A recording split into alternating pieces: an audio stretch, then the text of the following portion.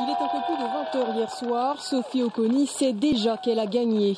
Dans les bras de ses fils, les larmes de la victoire, des larmes de revanche peut-être aussi.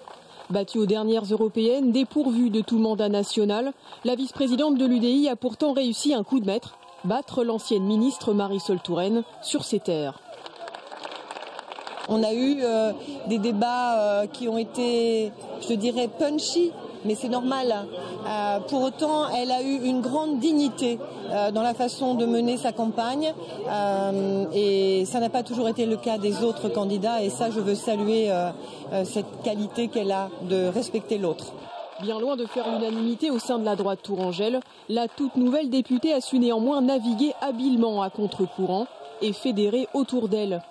Sophie Oconi a su se mettre dans la poche une bonne trentaine de maires du Lochois, une bonne moitié de maires de la circonscription. Il y a 1 an ou 2, elle a su s'installer sur Saint-Avertin. Et ce qui fait qu'elle est partie de ce socle-là pour après faire son chemin. Elle a fait une campagne béton. C'est une guerrière, Sophie Oconi. Vers 21 h 30, la messe est dite, c'est officiel. Sophie Oconi est élue avec 13 points d'écart devant Marisol Touraine. Une page qui se tourne. Je crois que les Français veulent le renouvellement. Eh bien, Marisol avait ce handicap d'être députée depuis très longtemps, d'avoir été ministre dans le gouvernement précédent.